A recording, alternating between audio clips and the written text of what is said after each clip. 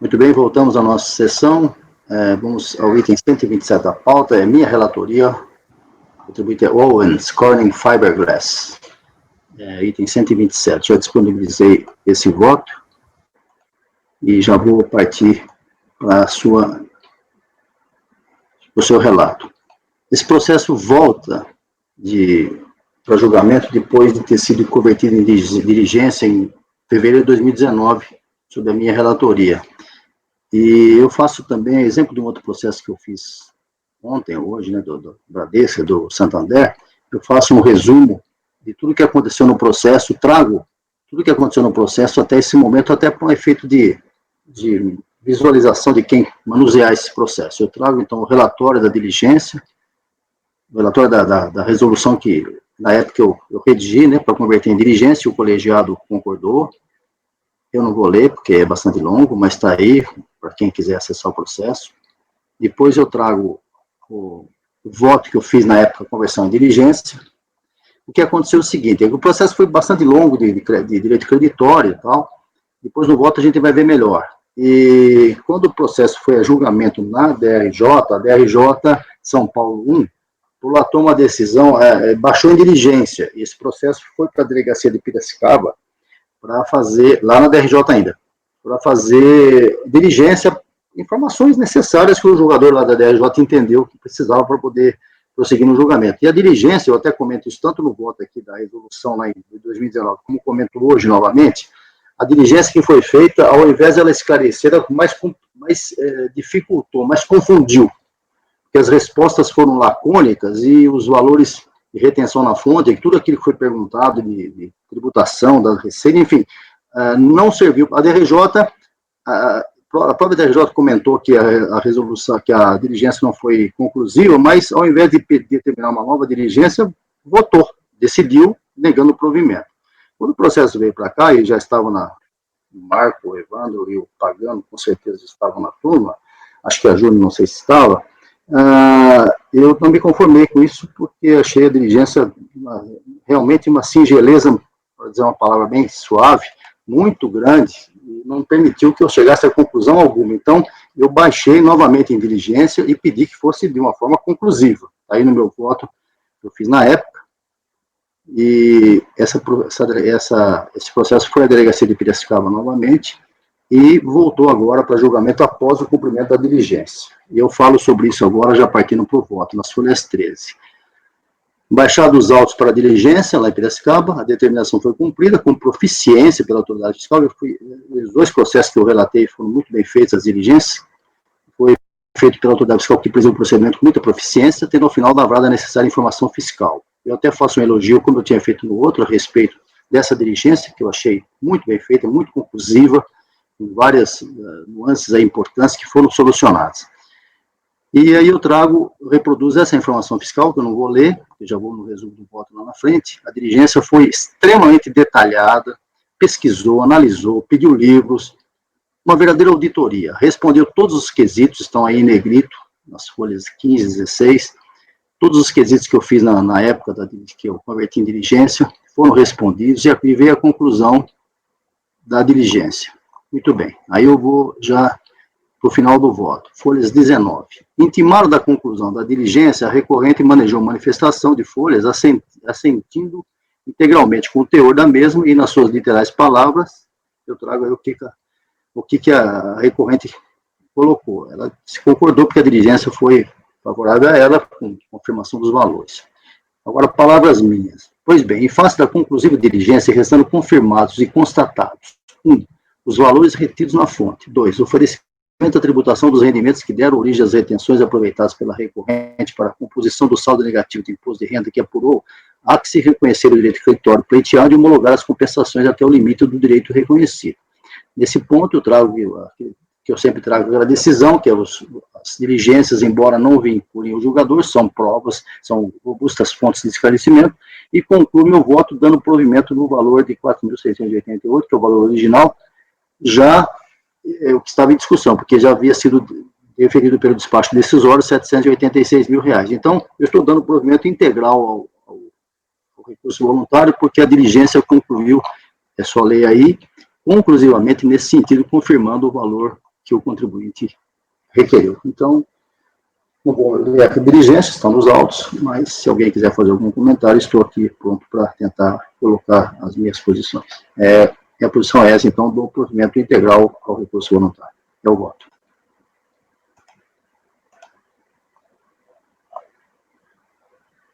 Alguém vai falar? Marco. Acompanhe. Pagano. Pagano. Microfone. Acompanho. Evandro. Acompanho, muito bem feita a diligência. Muito bem feito. Júnior. Acompanho. Conselheiro Wilson. Eu estou vendo aqui o resultado da diligência, eu acompanho. Paula. Acompanho. Luciano. Acompanho, presidente. São aqueles casos de retenção na fonte, tem problema de regime de competência, de caixa. Eu coloquei tudo isso na época do voto lá, e a diligência foi a fundo e veio exatamente isso, procurou saber, pediu LALU, quer dizer, eu não li a diligência, o resultado, mas está aí a informação fiscal nos autos, realmente muito bem feita, merece parabéns. Acho que são trabalhos assim que deixam a gente satisfeito. Tá? Então, dado o provimento, julgamento encerrado, continuando, tem uma vista concedida, um processo de relatoria do Conselho Luciano, item 130, Unimed do ABC. Houve uma vista pedida pelo conselheiro Evandro, a propósito do relator de conversão de julgamento em diligência. Até o momento do pedido de vista, os conselheiros Marco Rogério e Leonardo Pagano divergiram do relator e votavam por negar provimento. O relator estava propondo diligência, o Marco e o Pagano votavam por negar provimento. Os outros conselheiros não haviam ainda votado, de forma que o Wilson vai participar do julgamento agora. Então eu peço, mas em duas palavras, que o relator faça o motivo da conversão em diligência e depois vamos continuar com a votação. Luciano. Presidente, foi então uma situação de compensação não homologada em virtude de crédito, saldo negativo de crédito de RPJ em 2003. E aí houve uma série, o contribuinte apresentou, a declaração, depois retificou de novo, acho que retificou umas 2 ou 3 vezes a declaração. E no final, eles suprimiram um número da última declaração, que daí dava o valor que eles pretendiam compensar. Aí o fiscal, olhando aquilo, falou, olha, você apresentou esses números em todas as declarações, não apresentou aqui, né, simplesmente suprimiu. Só que teve bem essa declaração, que é uma declaração essencial, eu não lembro qual delas, que é uma declaração essencial para a gente entender, ela não consta nos autos. Eles citaram essa declaração, mas eu não encontrei a declaração nos autos. Ela não consta, portanto, e tendo isso em vista, eu pedi diligência. Aí eu acho que foi o... Perfeito. Bom, aí o Marco se manifesta, depois o Pagano também, se for o caso, por que divergir? Marco. Eu estou olhando o processo aqui, presidente, tentando me lembrar por que da divergência, mas só me dá um minutinho aqui. Eu acho que foi o pedido de vista do Evandro, até melhor pegar a palavra dele. Eu só estou querendo trazer o cenário para o Wilson saber o que aconteceu aí.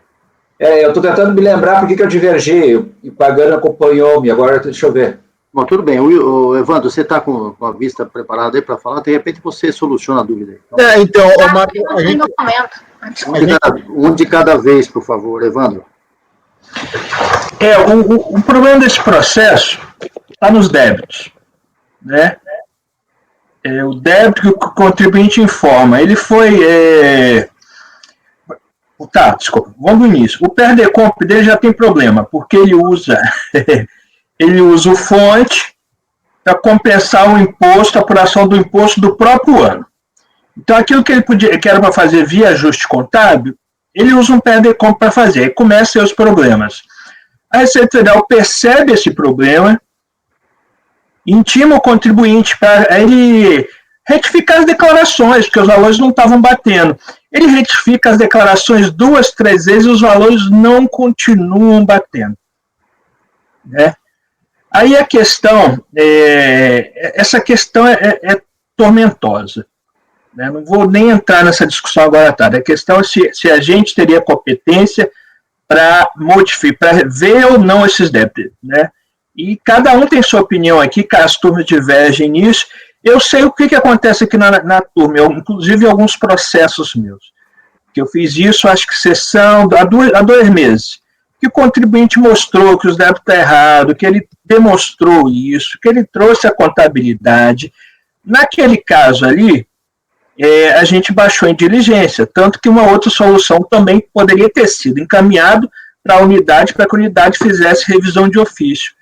Aqui ele não consegue comprovar, né? Então eu acho que fica muito difícil a gente baixar esse processo de diligência e até encaminhar isso via uma revisão de ofício. Talvez ele possa fazer isso posteriormente, pedir uma solicitação de revisão de ofício à unidade local, mas aqui eu acho que fica difícil. Então eu vou acompanhar aí a divergência nesse caso. Presidente, agora posso falar, desculpe. Pode falar. Ele está querendo alterar, inclusive, o crédito no PERDECOMP. Ele está querendo mudar de saldo negativo para fonte, ele quer mudar totalmente o PERDECOMP, o que vai reiniciar todo o status de discussão do PERDECOMP. Tá? E aí eu me lembro que eu olhei aqui as peças, né, agora eu me relembrei, então por isso que eu divergi, porque não cabe a nós mudar. A gente pode admitir a eventual alterar alguma coisa por demonstrado um erro material no pedido, a gente supera isso, lei da verdade material. Mas no momento que tu transmuta a essência do que tu está pedindo, tu está alterando todo o sistema a teu favor, porque ele está, que nem a gente já julgou no anterior aqui. Tá, Evandro. Marco, a ideia, eu vi os processos, a ideia que eu tive não é essa, a ideia é que, na verdade, ele quer que se cancele essa PERDECOMP e se retifique todas as declarações que ele apresentou, mas até agora ele não conseguiu apresentar uma declaração correta. Né? Mas eu me lembro que eu olhei esse processo aqui, ele queria retificar, ele queria cancelar. Bom, sim, na verdade ele quer cancelar o PERDECOMP. Acho que toda a sistemática a ser pensada é o seguinte, o Luciano não está dando provimento nem negando, ele está tentando abrir uma possibilidade de que seja esclarecido melhor, porque a diligência se presta justamente a possibilitar isso que nós acabamos de ver. Há 2 anos atrás eu não consegui julgar um processo porque eu não tinha informação suficiente, agora eu julguei. Então acho que a posição da diligência é para isso. Agora, vocês estão dizendo que ele quer mudar o que pediu, então acho, Luciano, que aí não se trata nem de diligência, porque o contributo não pode mudar o que ele falou lá atrás, aí não é questão de juntar alguma coisa para esclarecer, é uma mudança de pedido, é o que o Marco e o Evandro estão dizendo, eu não vi o processo. Tá? E a diligência vai nessa linha, ele quer que comprove as retenções, etc., mas aí a gente está avançando num assunto que eu, por exemplo, já me posiciono contra antes, então... Então tá, então os 3 votando divergindo, a votação agora é com a Júnia. A divergência. Wilson? Pelo relato aí, presidente, eu acho assim, como ele estava querendo retificar tudo, eu acho que caberia na diligência. Eu fico com a divergência, acompanho a divergência. Paula? Eu estou olhando aqui também, ele não trouxe nenhuma documentação contábil, então ele repete e muda as declarações, mas não traz nenhum documento que vai comprovar, inclusive, que ele está retificando. Então, eu vou com a divergência.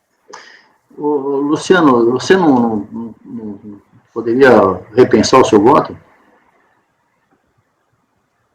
Eu só estou perguntando para...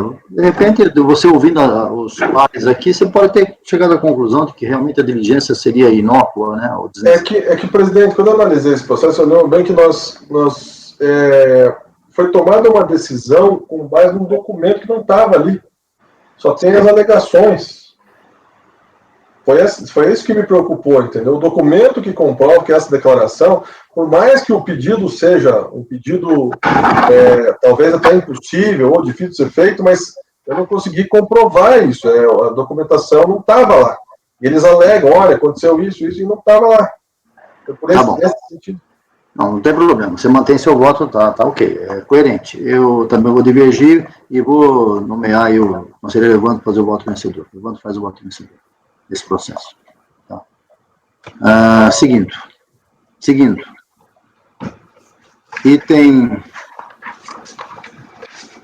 Próximo item, quase no final, é do Luciano mesmo. SPA ou SPA, Sorocaba. Não sei se é SPA ou SPA.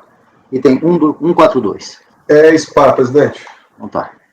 Tá, deixa eu já ir aqui, vamos lá.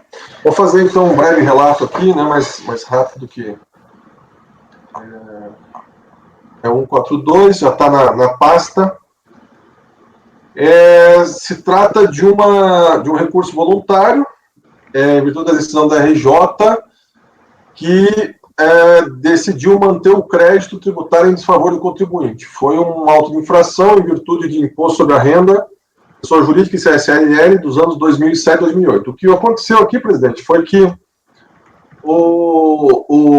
esse SPA, ele utilizou a alíquota de 8% e 12%, respectivamente, em imposto de renda e CSLL, que seriam aqueles serviços hospitalares. Aí, a hora que a autoridade administrativa foi fazer a constatação, ela verificou que não se tratava de serviços hospitalares, mas sim de outro tipo de serviço. E aí o SPA, ele foi fiscalizado pelo município, o município entendeu que não era um serviço hospitalar, teve uma declaração que é emitida pela Vigilância Sanitária, que deixou de ser emitida ao longo do tempo, e que efetivamente ele não obteve, né, mas isso também não é um pré-requisito, é um requisito indispensável. De qualquer forma, dentro aqui de toda essa situação, eu percebi, na verdade, que ele não conseguiu comprovar que era efetivamente um serviço hospitalar.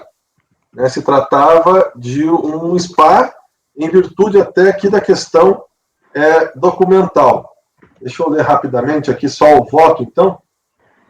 Né? Parâmetros da análise e identificação da atividade. A questão principal objeto desse processo trata de identificar se o recorrente presta serviços hospitalares ou não. Com base nessa identificação é que efetivamente se pode afirmar se o auto de infração deveria ser mantido ou não. Se o contribuinte prestasse serviços hospitalares à época fiscalizada, então ele efetuou o recolhimento dos tributos de maneira irregular, etc. Aí ele cita uma decisão do STJ que caracteriza um serviço hospitalar, etc., e tenta se enquadrar nela. O parágrafo 13. Pode-se destacar 3 definições desse texto, as quais seriam úteis para o exame do presente processo. A primeira delas respeita ao critério de análise a ser utilizado, que é o material. Né? A segunda diz respeito ao conceito de serviços hospitalares, seriam aqueles que se vinculam. E a terceira definição concerne sobre a aplicação da Lei 11.788. Parágrafo 14. O CARF também estabeleceu parâmetros para análise, né, na questão que foi feita por meio da súmula 142, com a seguinte redação. Até 31 de 12 de 2008, são enquadrados como serviços hospitalares todas as atividades tipicamente promovidas em hospitais, voltadas diretamente à promoção da saúde, mesmo eventualmente prestadas por outras pessoas jurídicas, excluindo-se as simples consultas médicas. Tanto a súmula como a decisão da STJ, emitida na sistemática de recursos repetitivos, tratam praticamente das mesmas questões, mas aquela de forma objetiva e sucinta. Agora sim que eu trato aqui o desfecho. Do exame da documentação ao costado dos autos, foi possível identificar algumas peculiaridades. O fato, aqui já resumindo, presidente, é que eu não consegui identificar que houve a constatação de que eram serviços médicos. Ele até tinha médicos trabalhando lá, mas eram todos voltados para o emagrecimento das pessoas e o relaxamento das pessoas. Então, assim, ele oferecia muito mais serviços, né, de beleza, emagrecimento, de relaxamento, com a possibilidade de você consultar um médico, do que efetivamente se tratar de um serviço hospitalar, que é aquela situação específica. Inclusive, as pessoas que lá se colocam, isso está nos relatórios deles, não são chamados como pacientes, eles são chamados como hóspedes, né? Eles são chamados de hóspedes. E aí, com base nisso, né, e outras identificações aqui, eu conheci o recurso voluntário e neguei o provimento no mérito. Agora, eu tenho alguns votos, alguns aí recentes até, muito, eu diria que com bastante análise desse tema, né, de clínicas médicas, e a Júlia também fez alguns. Basicamente, a jurisprudência, a legislação evoluiu muito, e hoje há requisitos assim, bem objetivos, para que seja considerada uma clínica médica equiparada ao hospital. Pelo relato que você fez, eu não vejo a menor condição de haver essa equiparação. De qualquer maneira, quem manda o processo é você, está negando o provimento, eu estou absolutamente tranquilo, porque já li muito sobre a matéria, esse tipo de atendimento não parece que não atende em nenhum caso, nem o que a Receita quer, nem o que a Anvisa exige, enfim. Nesse ponto eu estou tranquilo, mas vou submeter a apreciação do colegiado. Marco. Acompanhe, presidente. Pagano? Eu vou acompanhar, né, presidente? Não parece que tem nenhuma atividade médica de fato, né? Então. Não, até pode ter, mas o hospital é outra, tem que ter um monte de requisitos, um monte de equipamento lá que possa... Eu joguei um monte desse processo também. Pois é. A prova do serviço na verdade, de hospitalar, né? E aí... até a ambulância pode ser, às vezes, mas desde que tenha todos aqueles requisitos. Né? Evandro. Acompanho o relator. Júnior. Com relator. Wilson. Acompanha o relator. Paulo. Com relator. Também com o relator, unanimidade, negado o provimento, seguindo. Bom, para quem não sabe, o item 143, eu já contei aqui, eu me permito fazer isso, porque já está no fim do jogo das sessões, e depois eu ouvi o Sabiá cantando aí no fundo da janela do Luciano, ele analisar outras coisas que a gente analisou hoje, ontem, esse caso aqui é o verdadeiro cachorro sarnento. Presidente, está sendo gravado isso, presidente. Não tem problema. Esse aqui é o verdadeiro cachorro sarnento que você leva embora e volta. É um processo que não tem fim. E o Marco vai explicar por quê. Marco. Quer que eu conteste esse processo? Não. Esse processo realmente é uma coisa inacreditável, não é? Esse processo são coisas que não acabam, é isso. Esse processo a gente vai sair todos do CAF e ele vai continuar aí ainda. Foi exatamente. Mas acho que agora é a última vez, porque eu fiz embargos. Na verdade, assim, ó, esse processo, só para relembrar, esse processo já tinha sido baixado em diligência umas várias vezes com a mesma diligência, já começa aí. Aí passou pela mão de 4 conselheiros. O último conselheiro era o Demetrios. E eu não sei por que cargas d'água não foi pautado. Alguém pediu vistas, ou entrou em pauta, e o Demetrios. Só que nesse inteirinho o processo não foi repautado. Nesse inteirinho, o Demetrios foi para a Câmara Superior. Aí nesse inteirinho, lá pelo dia 10 do mês, e a sessão estava marcada para o dia 20, presidente, olha, alguém avisa o presidente, que já era o Ciccone, olha, tem um processo aqui, vai ter que ser voltar a pauta mês que vem, e eu preciso indicar o ADOC. Aí tu, Marco, eu tá louco. Aí tu me indicou como ADOC. Aí eu recebi esse processo do meu colo, assim. Aí chegamos lá, eu pedi vista, não tive nem tempo de mexer no processo de 90 e poucos. Várias infrações, que trabalheira. Aí eu não tive os 6 meses, eu fui indicado como relator. É maior roubada, quando sai o conselheiro e o processo sai de vista, tá? Já vou avisando. Aí aí ficaram pedindo vista. Pediram vista o primeiro mês, não tive nem tempo de manusear o processo, o outro mês pediram vista, aí comecei a olhar o processo. Processo chato. Aí finalmente consegui pautar o processo no 3º mês. Aí... tranquilo, achei que estava me livrado desse processo. Esse processo ficou entrando e saindo da pauta várias vezes, desde o Demetrios. Aí eu levantei o histórico do processo, respondi, só que aí por uma carga d'água, já vou relatando aqui o problema dos embargos, uma das planilhas lá que eu fiz o cálculo, eu inverti o ano e coloquei os valores errados. Então, ao invés de, não me lembro agora, 98, eu botei os valores em 97, e os de 97 botei em 98. Aí chegou lá em Goiás para executar, e segundo informações extra-autos, a empresa já está fechada há mais de 15 anos. Aí a unidade lá resolveu embargar porque eu estava batendo os valores. Voltamos por causa disso. Aí, então é uma mera questão de retranspor corretamente os valores das tabelas. Eu já fiz essa correção, então não é material. É só um erro material. Eu até acho que não precisava de embargos. Eles mesmos. Então você está colaborando para que o processo não acabe, porque você errou. Mas eu acho que esse tipo de erro é um erro material óbvio. Mas é que quem está executando quer ter segurança, a mesma segurança que nós quisemos aí que o Luciano tem para fazer aquela decisão. Então, eu já fiz aqui, eu já alterei, eu estou dando provimento dos embargos com efeitos infringentes, recalculando, mudando o dispositivo também, por causa do valor que está sendo... Com efeitos infringentes? Com efeitos. Então você mudou o valor? Mudou o valor. Então, eu já fiz esse cálculo aqui, está todo aqui no meu embargo. E eu fiz assim, ó, com atenção para não voltar de novo, né? Mas que efeitos infringentes, que valores estão mudando, Marco? O que é? Na verdade, assim, nessa mudança de... Aí, presidente, eu vou ter que ler o voto, mas nessa mudança aí... Então eu vou ter que passar os olhos aqui. Como eu alterei os valores ali de uma coluna, e eu estava dando provimento parcial na infração, tá?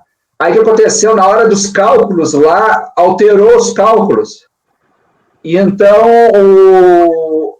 na realidade, mudou a parte final do voto também, que é onde tem assim, ó, aí altera o resultado final, que está na parte dispositiva do voto, do acordo. Então... Mas, Marcos, deixa eu te perguntar.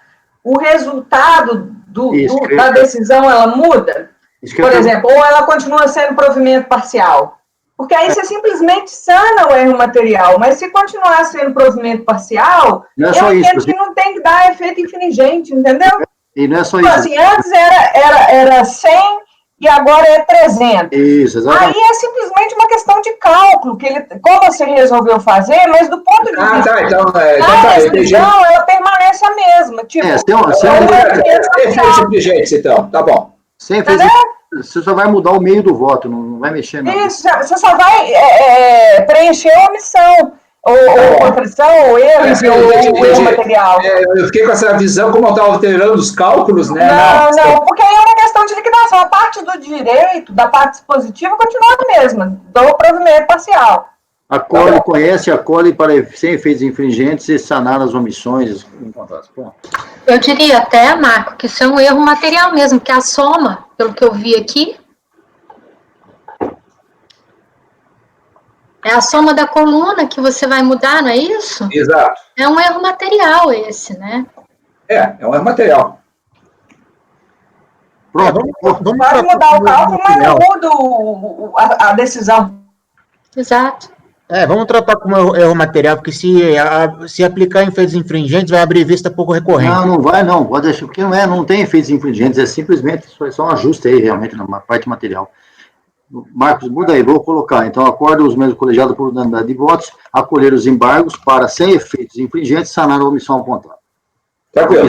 Ok?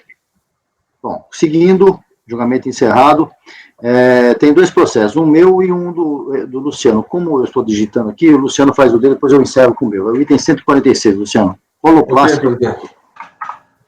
Coloplast.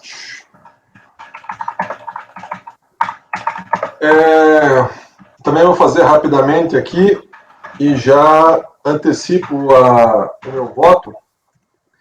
Eu acolhi a preliminar para cancelar a decisão da DRJ determinando que se faça um novo julgamento, tá? Então eu vou explicar rapidamente, daí eu vou ler a parte da preliminar que trata sobre isso e acho que a gente pode discutir, né?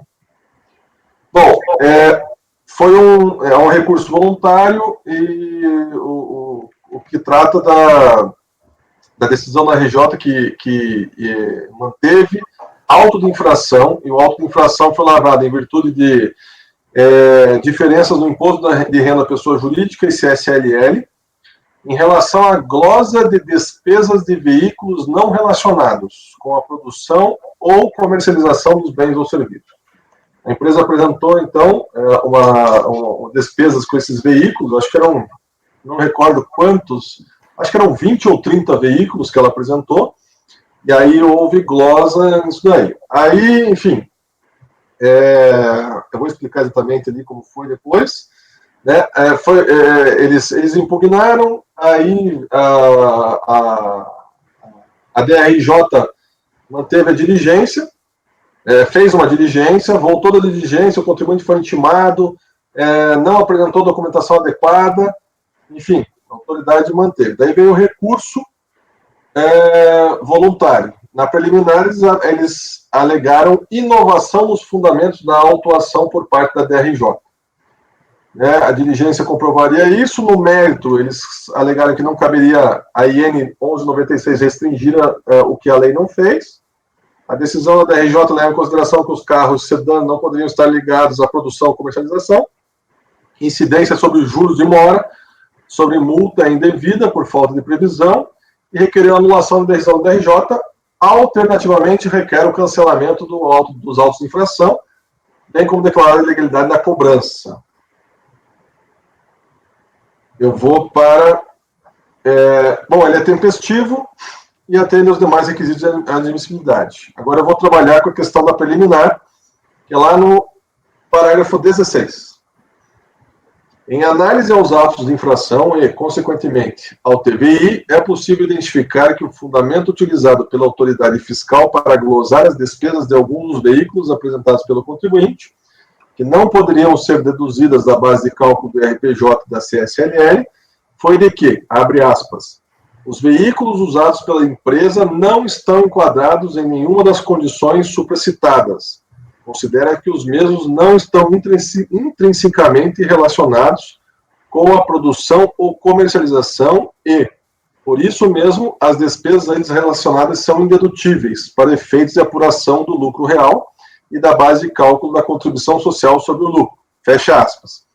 Folha 139 e 140. Observe-se, portanto, que o fundamento foi especificamente o não enquadramento dos tipos de veículos que a recorrente possui com os descritos na IN número 11 de 96.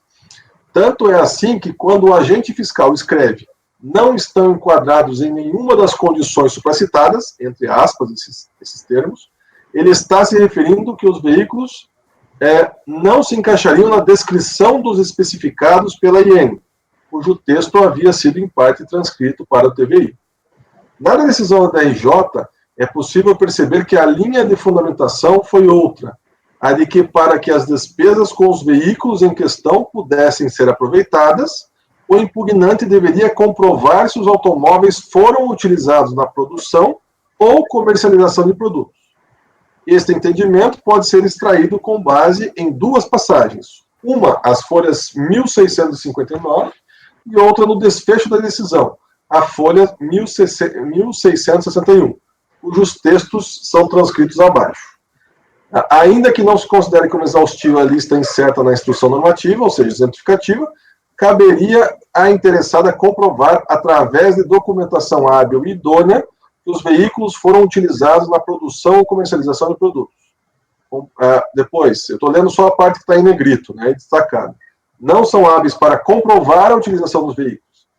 Tais documentos não comprovam que houve visita a cliente e transporte de produtos, além de outros relacionados somente com a atividade da empresa.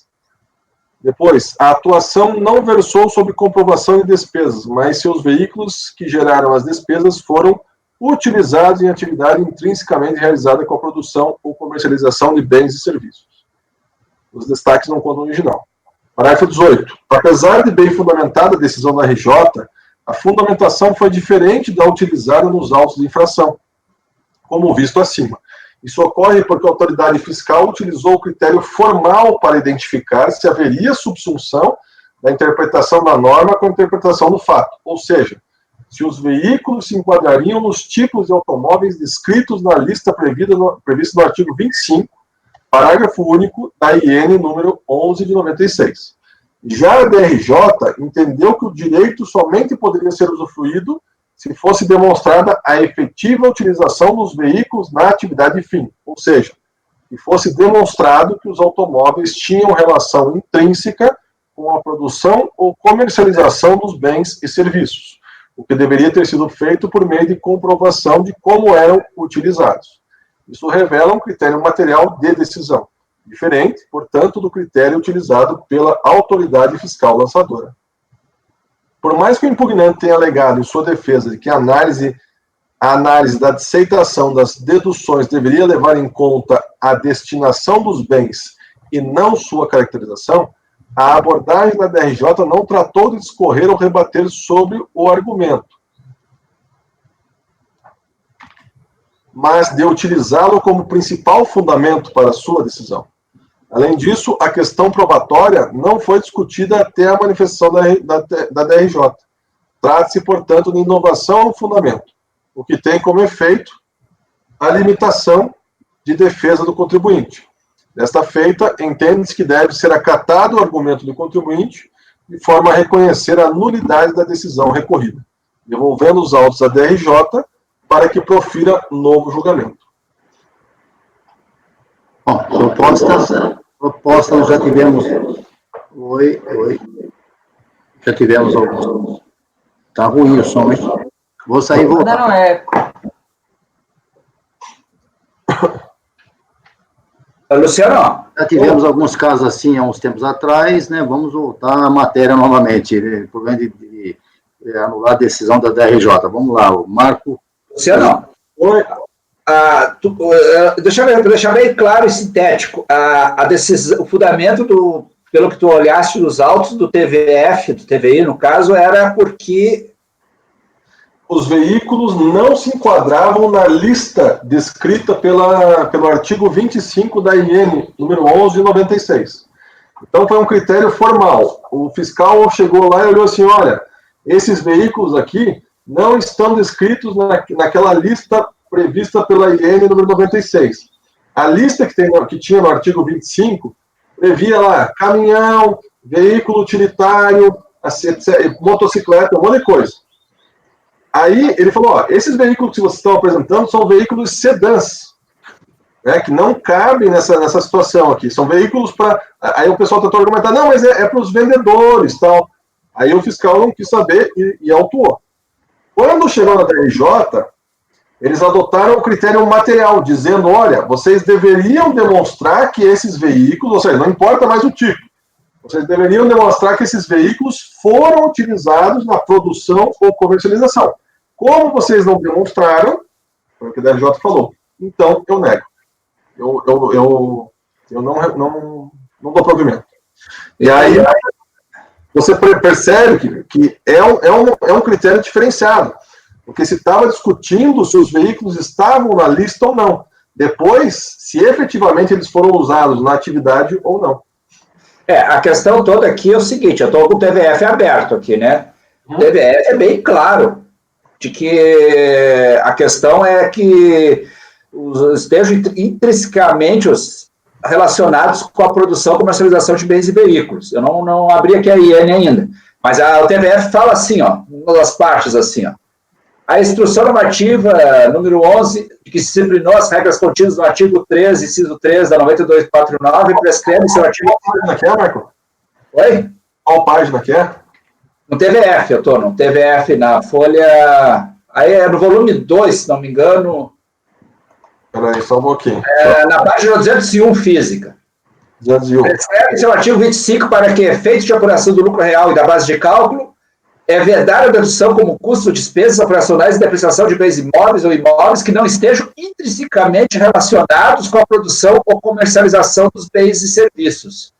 Então, e outra coisa aqui, ó, houve uma intimação. Então, a realidade é assim, ó, tem que ver o teor da CIN, mas o fiscal intimou por que ele estava comprando aqueles veículos.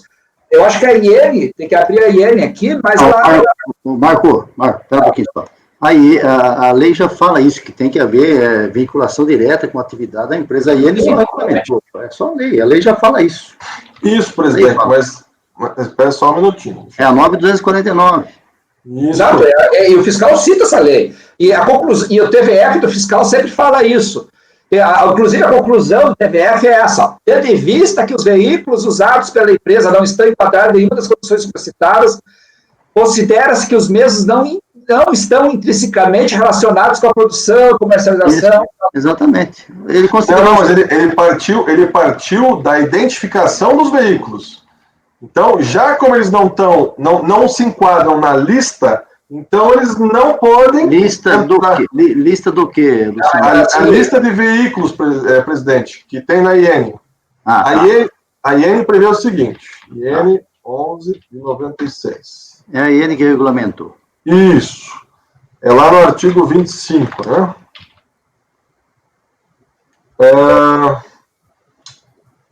Aqui, ó.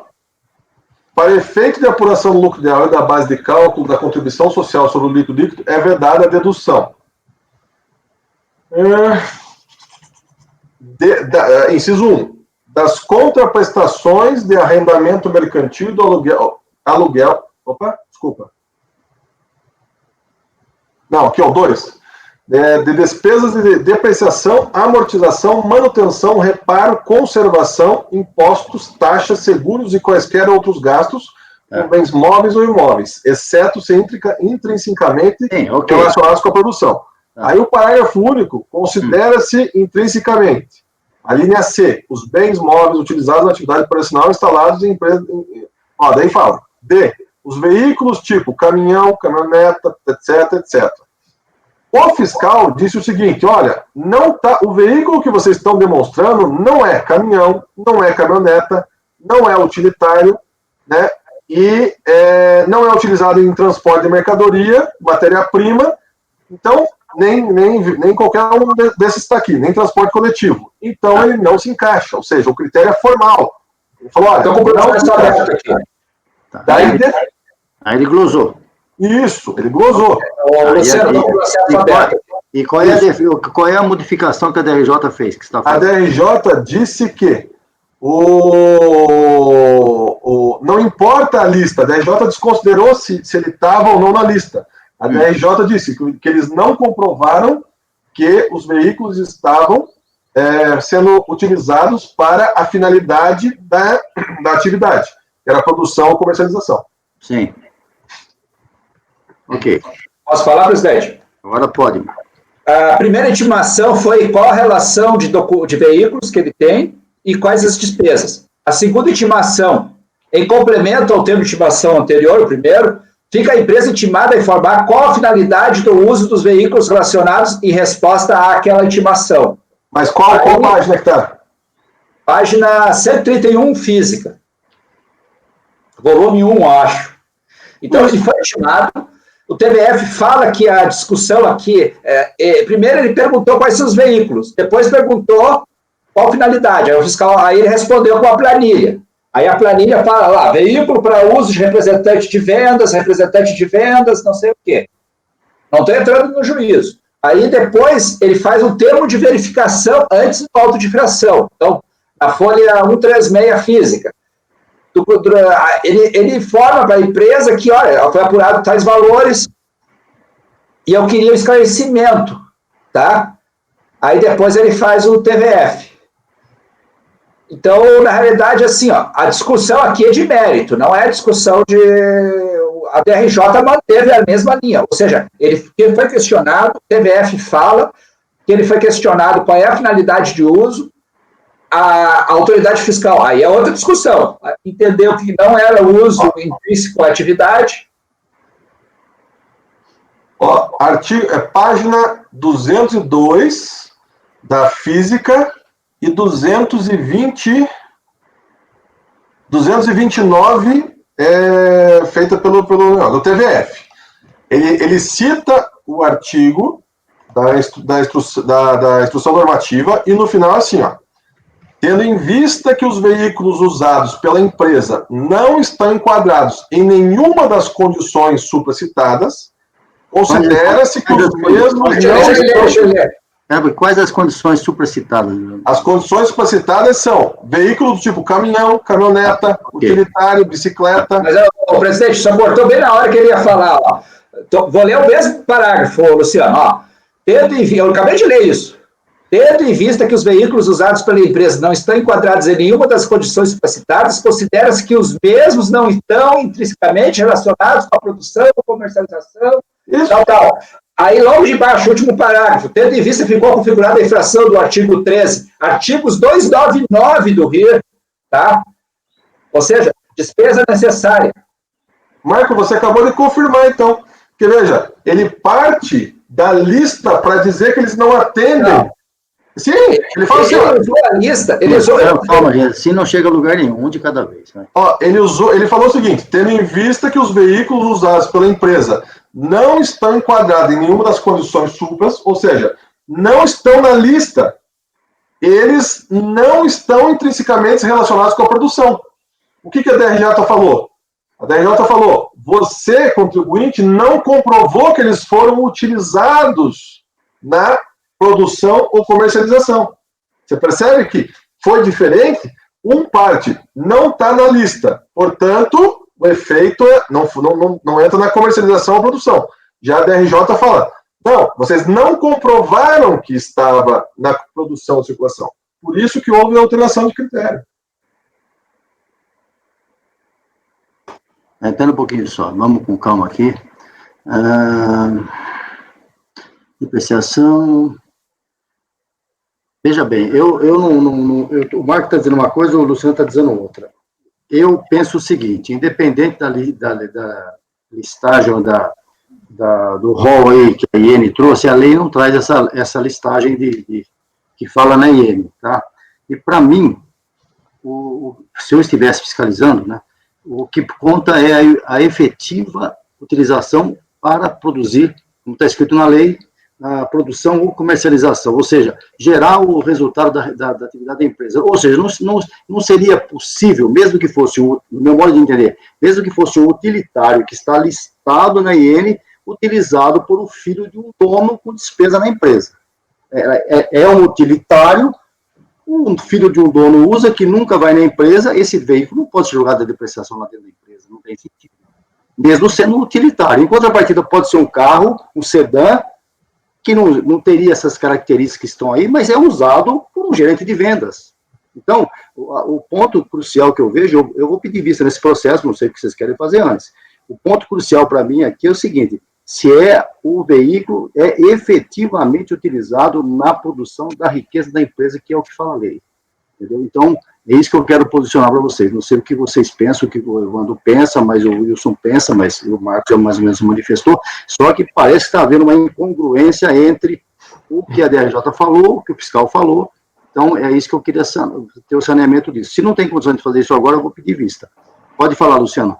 Presidente, eu também levei esse critério para analisar o mérito. No mérito, tá aqui, né, a continuação do voto. No mérito, eu falei, olha, ele não conseguiu comprovar que efetivamente utilizou. Eu acho que a DRJ foi nesse caminho, pelo que você me disse. Isso, só que, assim, no mérito, eu acho que a DRJ estaria correto. O problema é que houve alteração do critério de decisão. Inclusive, pode ver na página anterior, na 201... Não, concordo. Se a fiscalização intimou por um caminho, a DRJ jogou por outro, isso pode ser depois, mas é o que o Marco está dizendo que não foi isso. Eu acho que a discussão aqui é essencialmente de mérito. Eu acho que não houve motivo para caracterizar a inovação de critério jurídico.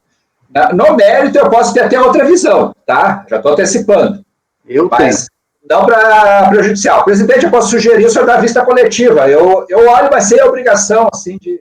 Vista coletiva de cara eu não posso fazer. Pode? Pode não. O Leonardo fazia direto. Isso é outra coisa. Esse é o Leonardo, que não. Mas então eu vou votar para divergir da... É de vista você para a gente analisar todo mundo junto. Não, aí ninguém analisa. Eu votei pedir vista. Eu que estou pedindo vista, eu vou analisar. Só que vocês vão ter que votar antes, então você vai divergir. Eu vou divergir.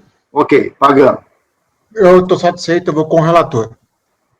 Evandro. Se você não ligar o microfone, vai. Eu vou acompanhar a divergência. Doutora Júnior.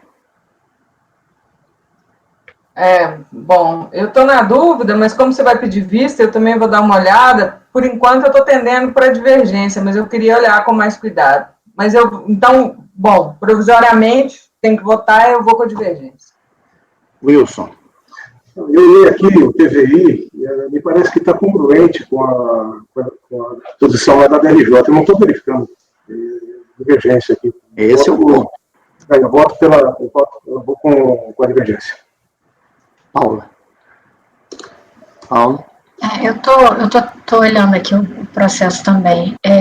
Bom, como você vai pedir vista e a gente depois vai poder olhar com mais calma, eu vou acompanhar o relator, porque teve a oportunidade de olhar com calma o processo, mas vou olhar também para a próxima.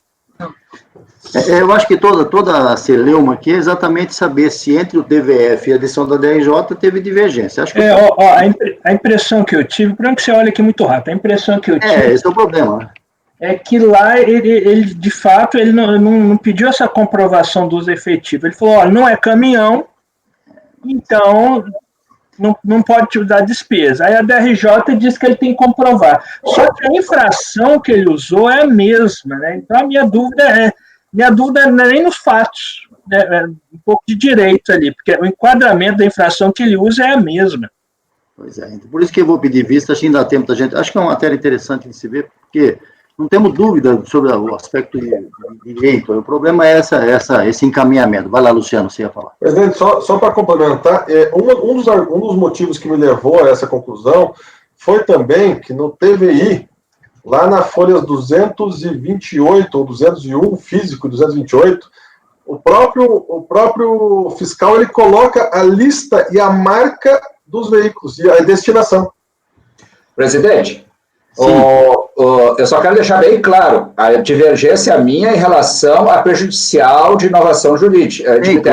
Não tenha dúvida. No mérito, eu não estou manifestando. No mérito, talvez tenha outra posição até, eu não estou me manifestando. Marco, tranquilo, todos nós sabemos disso, o problema aqui eu falei desde o começo, é o encaminhamento entre a divergência, entre o que teoricamente o TVF falou, o TVI, no caso aí, e a DRJ julgou, é isso. Quanto ao mérito, não chegamos lá ainda. Então, Luciano, eu estou sem o e-processo aqui, o TVI tem 200 folhas, é isso? Não. Ele tá as folhas... 200. Nós já votamos, pelo amor de Deus, acabou. Tá, não, porque eu estou sem o e-processo, eu tô com problema no CFI, eu só vou poder ter acesso amanhã. É 227 até 229 do digital. Mas está com vista para mim, pagando, esquenta a cabeça, mês que vem volta esse processo. O último processo da pauta. Minha relatoria, item 145, publicar, já está aí na base. Deixa eu ver se eu acho no meu pendrive aqui, publicar, aqui.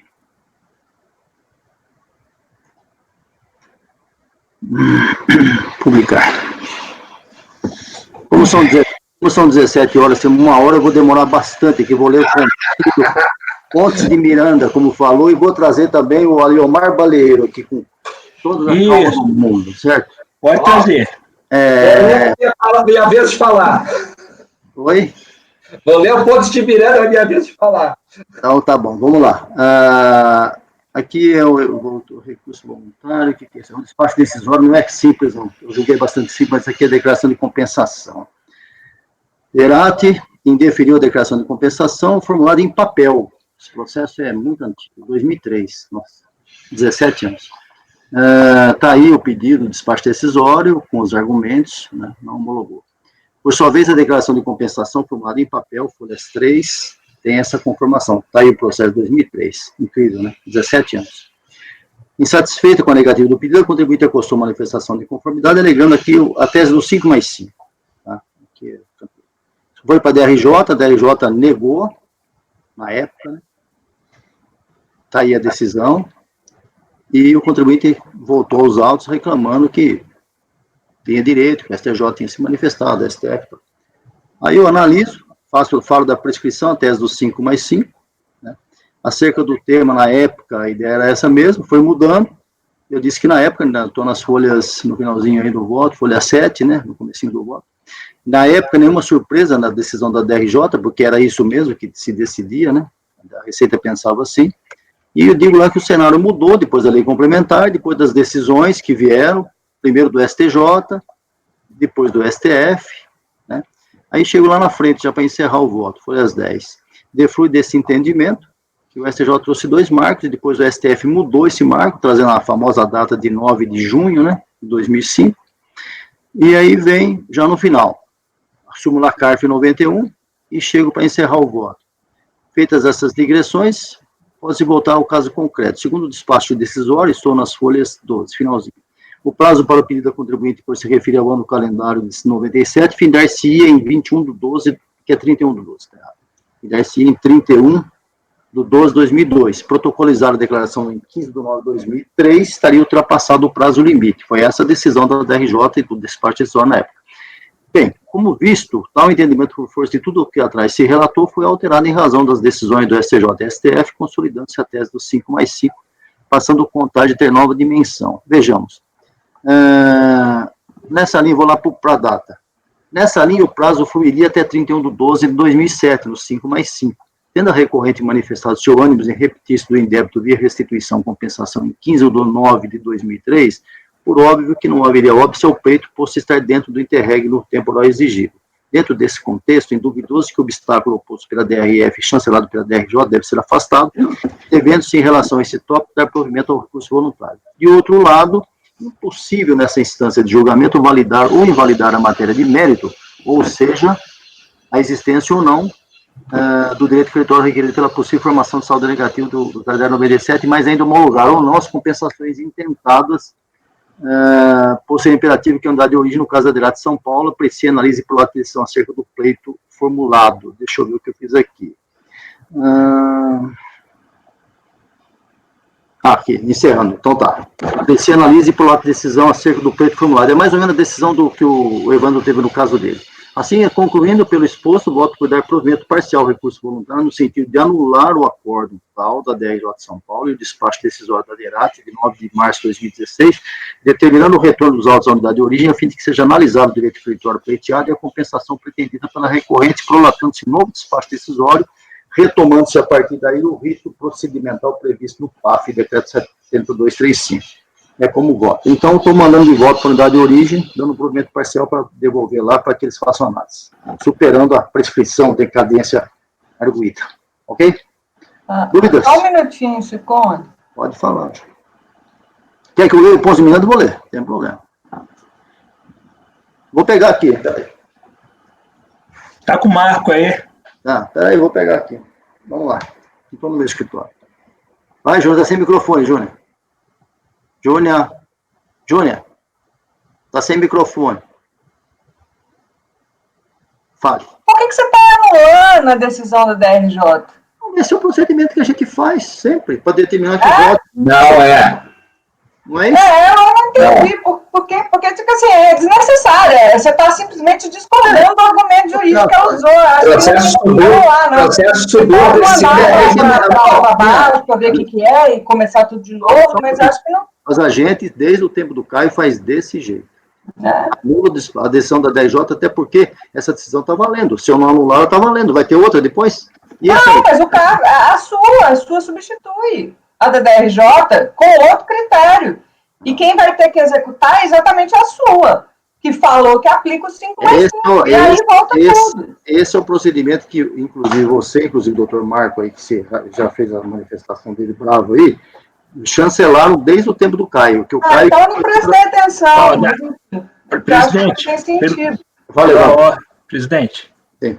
E nas minhas decisões... Da minha parte não tem problema nenhum não de mexer nisso aqui. Nas minhas decisões não manda anular nada. Depois manda anular, o pessoal vai ficar alegando decadência, tá? Justamente, esse é o perigo. Aí começa a comparar ato anulável com ato nulo. E depois vai que volta para a bolsa da DRJ, fala, não, mas tinha que ter voltado para a DRJ, porque anulou a decisão. Não, só muda, o CAF é a instância revisora e volta lá para baixo, pronto. Bom, então eu mudo aqui, não tem problema. Se isso é o problema, está resolvido. Tá? E não, eu sugiro não anular nem o despacho decisório. Não, vou anular nada, vou só mandar de volta. Tá bom? Evandro, você teve um caso anterior seu aí, semelhante a esse? Aquele caso da escala, acho que é isso. Não, aquele lá eu mando para eles. Não, mas aquele eu mando em diligência, Aquele seu é diligência? É diligência. Porque aqui é o seguinte, aqui a decisão lá da DERAT, depois da DRJ, foi o seguinte, já decaiu isso aqui, eu não vou analisar nada. Tá, agora, nós superamos a prescrição e vai voltar para analisar. Essa é a situação. A sua parece isso. Eu acho que não tem nulidade, eles não, já entendi. Poderia. Ao contrário de alguns cabeças duras aqui, eu sou maleável para resolver. Pois não, Wilson? Sem causar polêmica ainda, mas olha só, a gente está encaminhando para a unidade, eu concordo, tá? Eu concordo dar provimento parcial. Mas nesse caso aqui, veja, o que vai estar acontecendo? A unidade lá, ela não analisou por conta do prazo que ela entendeu que era decadencial. Sim. Então, e como o senhor já tinha falado, não, são 17 anos, não é isso? É o processo, né? É o processo. Então, o que acontece? Assim, na hora que eles encaminhou a DECOMP, naquele período, quando a gente encaminha de novo para analisar, já também ultrapassou. Quando a gente está encaminhando de novo esse processo para analisar, não, veja, eu estou concordando que dá provimento parcial para que se analise Você está dizendo que já não poderia analisar mais? Não, eu estou dizendo que se deva encaminhar para poder analisar, sim. Sim. Não, mas eu estou dizendo qual que é a diferença entre esse e aquilo que a gente discutiu anteriormente, que venceu por voto de qualidade, no sentido de que já tinha entendido que não caberia mais a... É o processo do Evandro? O Evandro pediu vista, Wilson. Não, Wilson, eu pedi vista naquele processo, interromper o julgamento. Eu pedi vista, aquele processo foi interrompido. Aí, no intervalo, eu consultei lá, tem um parecer da COSIT que não se aplica a decadência. Mas eu trago na sessão que vem isso. Ok. Mas é o mesmo caso. Então, mas é o mesmo Sim, é o mesmo caso. E a gente vai discutir, pode estar criando. Talvez o ideal... Só um minuto. Marco, deixa a Paula falar. Fala, Paula. Talvez o ideal fosse baixar em diligência para que a unidade de origem avaliasse, eu sei, porque vai haver expressão de instância, né? Você está falando do meu caso aqui? Para não acontecer a mesma coisa que a gente está discutindo no caso anterior. Deixa eu falar. A questão, assim, ó, se nós entendermos que os prazos se suspendem e recomeça a contar do momento que parou, todos os processos de N84, tudo morreu. Na realidade, tem um parecer normativo COSIT que o Evandro levantou no intervalo, já mandou até para mim aqui em off, que ele tem um enquadramento legal que tem essa previsão lá. E ele já sempre foi aplicado há décadas no CARF. Então, na realidade, isso foi uma situação que nos pegou a descoberto de raciocínio apenas. Mas todos os processos de PDCOMP que a gente manda, dar provimento parcial, nunca ninguém suscitou isso e sempre foram resolvidos tranquilamente. Mas espera um pouquinho, espera só um minutinho. Aqui não estou falando, esse caso que vocês estão dizendo, estava se falando de homologação tácita. Aqui ninguém está falando de homologação tácita, aqui vai começar a analisar de novo. Não tem homologação tácita nenhuma. Aqui o prazo é normal, vai começar de novo. Que pode criar uma situação como aquela, é isso que a gente está dizendo. Pode falar, Wilson, desculpa. Desculpa, veja, eu concordo exatamente com a decisão que você está tomando de dar provimento parcial, nesse caso. Né? Eu acho que exatamente aquela outra situação, né? Eu não vou votar porque realmente pediu a... Sim. Naquele caso. Exatamente a mesma situação. Então, veja, eu acho que sim, a partir do momento que se encaminha, começa de novo um prazo. É isso que eu estou falando. Entendi a sua posição, entendi, Wilson. Você está dizendo que vai começar a contar de novo. Então, é que lá foi suscitada essa hipótese de homologação tácita, que aqui nem se tocou nisso. Aqui o contribuinte foi prejudicado, entre aspas, porque mudou a legislação, a jurisprudência. Então, estou começando tudo de novo. Lá tinha um julgamento já dizendo de homologação tácita. Foi por isso que deu toda essa confusão aí. Agora, eu concordo com você. O seu ponto de vista é que começa de novo. O Marco é contra, o Evandro é contra. Tudo bem. Vamos pensar. Agora, nesse caso meu, eu não vejo... O contribuinte vai ser prejudicado se eu não der a ele o prazo para ele começar de novo. É claro, ele está numa situação que ele foi tolhido no direito que depois a justiça lhe deu de começar... Vai começar de novo, é claro que vai começar de novo. Não tem outro sentido. Porque não houve... Esse despacho decisório não foi deferido nada, está totalmente indeferido. É diferente dessa situação do que o Evandro está falando, porque lá houve uma situação que foi evoluindo. Aí surgiu a dúvida, o processo não parou. Aqui não, o processo estava parado, não se falou em homologação tácita, não se falou nada. O contribuinte foi totalmente indeferido o pleito dele, ele só reclamou, recorreu, e nós estamos dando provimento agora. Então, a partir de agora, penso eu, ele tem todo o direito de exercer essa possibilidade dele com 5 anos. Acho que é isso. Ok. Não sei, eu não entendi porque tanta celeuma. Não, a sua decisão está correta. Eu acho que o que o Wilson colocou é que quando ele volta... Sim, que quando ele volta para lá, pode surgir outra situação, que é a que a gente discutiu. Porque aí a unidade de origem vai avaliar o crédito, e aí o contribuinte vai apresentar a manifestação de inconformidade, dizendo, homologação tácita. Mas a sua decisão está correta, é isso. É só que pode ser que gere uma situação como aquela, é só isso que a gente está dizendo. Mas aqui, Nesse momento, a nossa decisão está correta.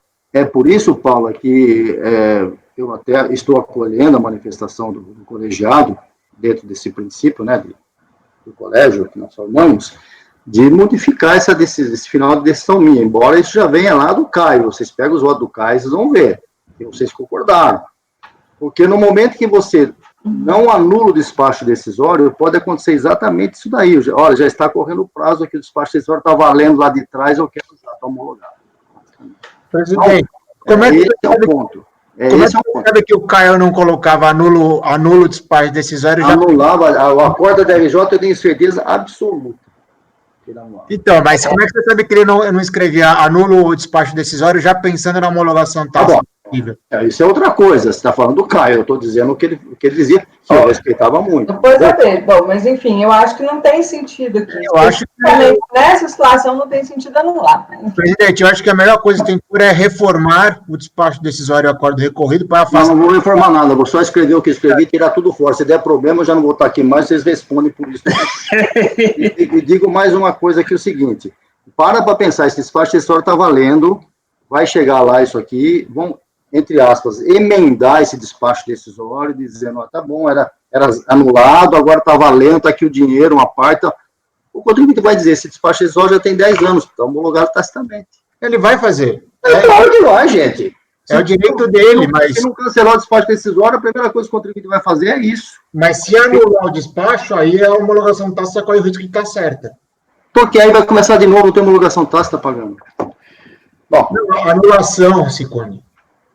Gente. Muito bem, eu vou tirar tudo isso aí, eu vou deixar só o final do voto, dando provimento e determinando a volta à unidade de origem, tá? Para que seja julgado lá. O Marco, você congelou, Marco? Tá parado aí? Estou paradíssimo. Eu estou só escutando vocês discutindo aí. Eu não concordo com isso, não, mas vou colocar simplesmente isso aí. Dou provimento ao recurso voluntário, determinando a volta à unidade de origem para análise. Ponto. Não falo mais nada. Perfeito. Não falo mais nada. Depois de contrabando, pode ficar no simples, tudo pode. Vou encerrar a sessão aqui. Acho que está encerrado, ninguém mais tem nada que se manifestar, voltamos todos, julgamos todos. Eu quero ler um capítulo do Pontos de Miranda aqui. Presidente. Pois não, quem vai falar, fale. Eu alterei um pouquinho, depois eu te mando a redação daqueles processos lá da primeiro dia. Tem o primeiro dia lá que está pendente, me passa aí, tem também... Só que eu cheguei à conclusão que eu cheguei, não dá para colocar a relação de processo na decisão, ok? A gente faz a relação, eu coloco a relação do jeito que o contribuinte trouxe, por quê? Não foi o fisco que trouxe a relação, aí o contribuinte traz a relação. Alguns têm processo e outros ele não informa. E eu já descobri que em uma, eu tive um trabalhão desgraçado, em uma ele informou um número que eu não consigo localizar. Mas bem, eu já fiz esse levantamento, no texto do acordo eu vou trazer a relação que o próprio contribuinte trouxe, eu vou apontar aqueles que eu consegui localizar no processo, em que situação estão, só que na decisão eu vou fazer uma referência genérica a esses processos. Não vale a pena você relacionar os processos no texto decisório, não, na conclusão. Tá bom, você manda então para mim e também me dá uma redação desse caso que o Wilson levantou agora aí, que você está dizendo que é por resolução, eu não sei se foi isso que eu marquei. Não, calma aí, de que você está falando, ponto. Desse outro processo aí, que é o mesmo caso do 5+5 aí, que você ficou de demandar de volta, deixa eu ver qual é o contribuinte aqui, escala? Não, ali é análise de prova, presidente, não é 5+5 não. Tá bom. Mas você tem um caso seu pendente aqui, acho que é esse caso, Evandro, deixa eu ver aqui. Não, é do embargo lá que eu tava falando de diligência. Isso, exatamente, esse mesmo. E daí? Qual é a sua decisão final? Deixa eu ver aqui que eu modifico. Ele vai dar, posso falar? Eu lembro. Ele está dando provimento aos embargos, porque você está analisando os documentos que foram omissos, e seria provimento parcial, porque ele não tem condição de falar que, dado aqueles documentos, o crédito existiria. E aí está baixando para a unidade verificar se está correto. Deixa eu ver se eu É conhecer e acolhê-los de forma parcial? Você está falando do item 133? Tô. Então tá. Então qual é a sua decisão? Deixa eu ver aqui, 133. Deixa eu abrir aqui, só um instantinho, já está aberto aqui. Ó. O que você escreveu para mim anotar na ata aqui? O que eu coloquei? Diante do exposto, voto no sentido de conhecidos embargos, vírgula, e acolhê-lo, sem efeitos infringentes, remetendo os presentes autos à unidade local. Tá, só isso, né? Teria que ser, você acha que teria que ser acolhido parcialmente? Eu não sei. Olha o que eu escrevi aqui. Acordos do colegiado por unanimidade de votos, acolher os embargos declaratórios para, sem efeitos infringentes, a eles dar provimento parcial para determinar o retorno dos autos à unidade de origem, a fim de que seja analisado o direito creditório pleiteado. É isso? Sim. E a compensação pretendida pela recorrente, prolatando-se novo despacho decisório, sim ou não?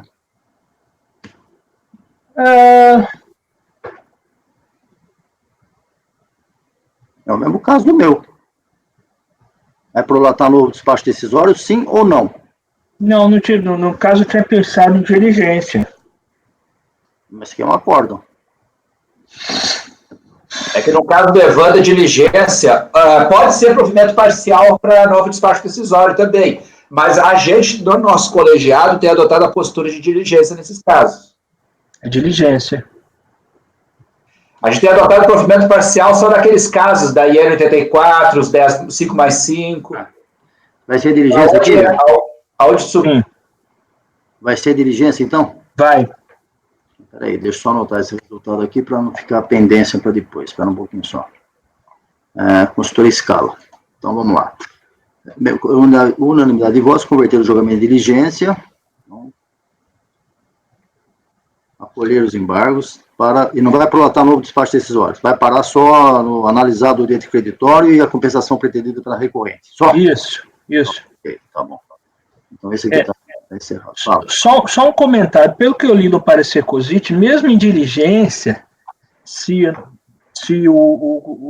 eles identificarem que ele tem o direito creditório, a lide pode ser encerrada lá, mas não vou entrar nessa discussão, não. Está no parecer lá das compensações.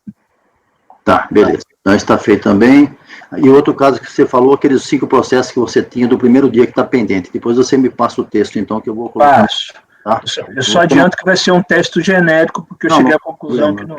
se não tem condições de identificar, melhor não identificar nada, porque aí vai dar mais confusão ainda. Tá? Acho que não faltou nada. O problema é que vai sobrestar o feito até o quê, né, Evandro? Até o fim do julgamento administrativo.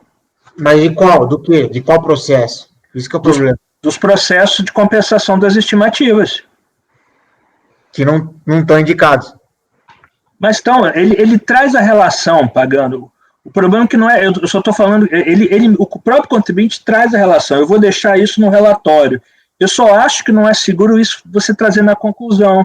Porque pode ter um dígito errado, pode faltar um processo, aí eles devolveram o processo para a gente, entendeu? Tomar um cuidado mesmo. Eu vou indicá-lo, sim, conforme a tabela que o contribuinte colacionou no recurso voluntário. Eu só não acho bom você colocar isso no corpo da conclusão, da decisão.